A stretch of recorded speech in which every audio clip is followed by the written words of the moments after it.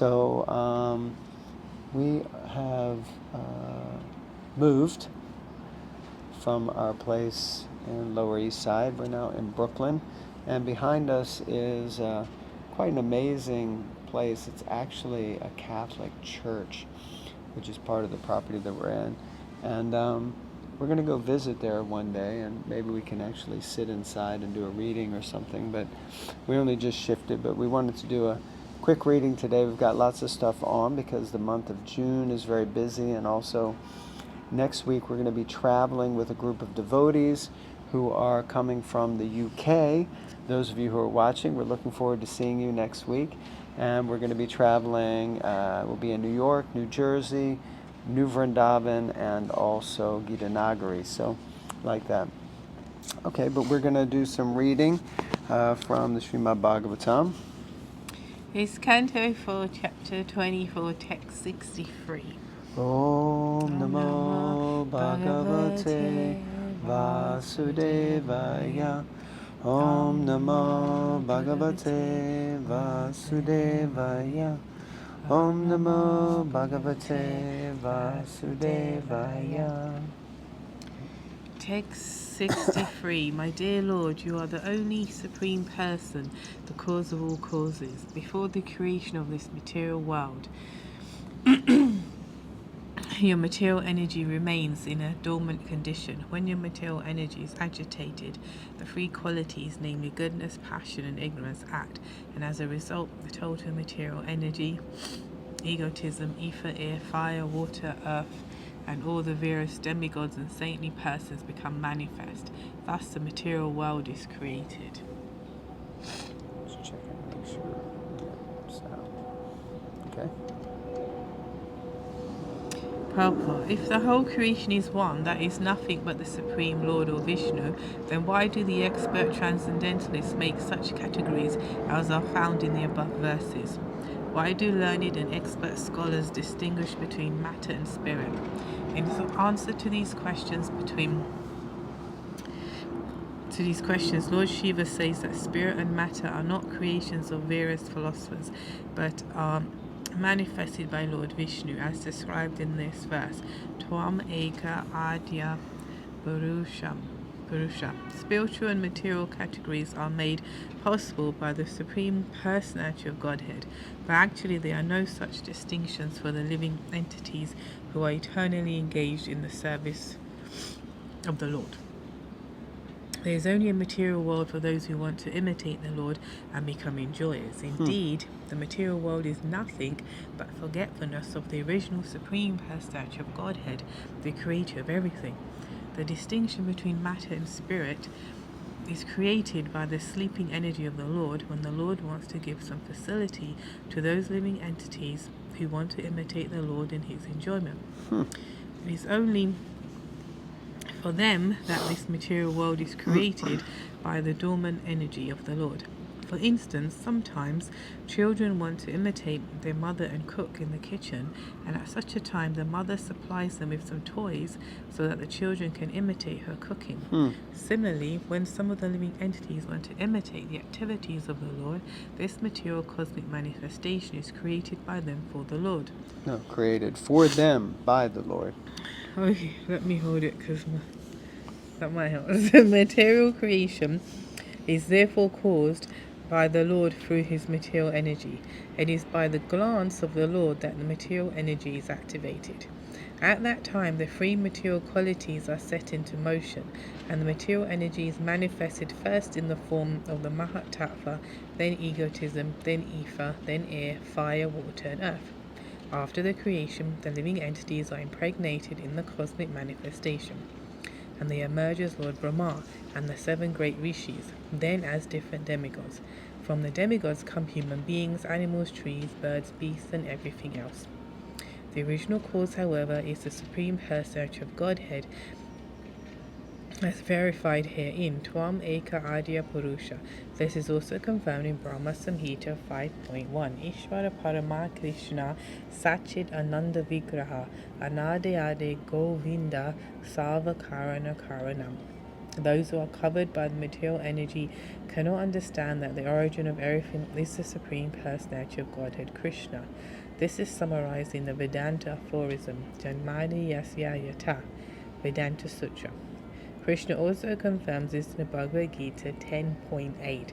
Aham sarvasya prabhavo mata sarvam pravatate iti matva bhajanti mam buddha bhava samamvita. I am the source of all spiritual and material worlds.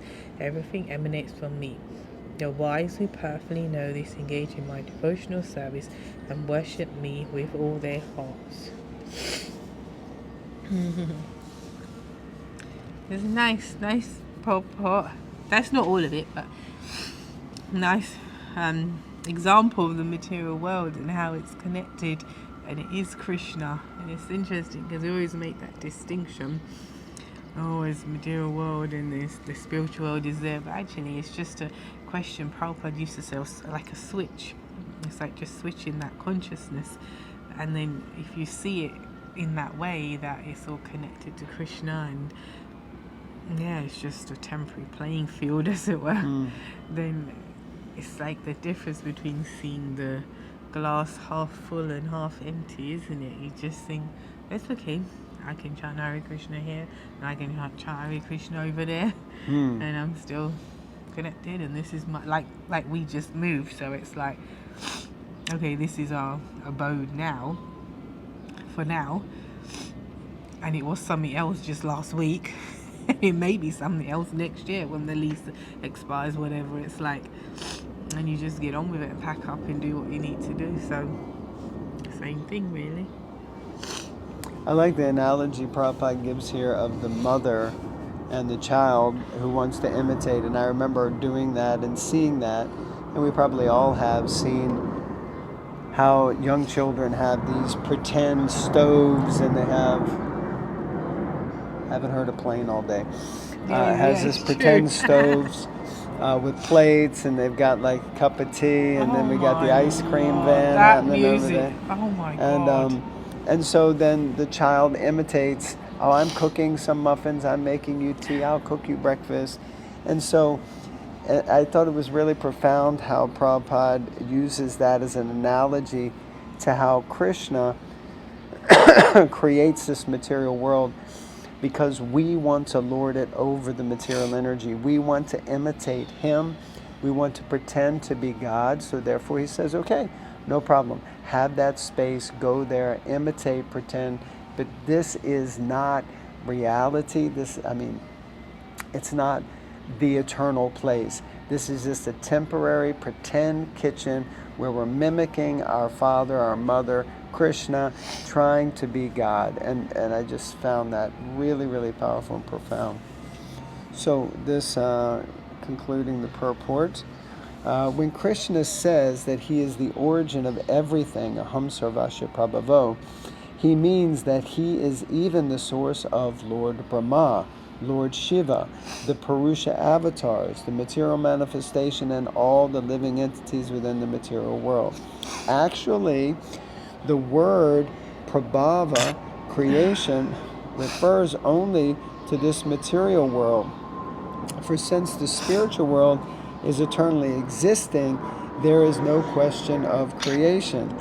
Good Lord, you're really getting it bad, huh? Hay fever. Or Yeah. allergies if you're watching in America. Or hay fever if you're in the UK. Since the spiritual world is eternally existent, there is no question of creation. In the Chatu Shloki of Srimad Bhagavatam, the Lord says, Aham evesham evagre. I was existing in the beginning before the creation. That's from the Bhagavatam 2.9.33.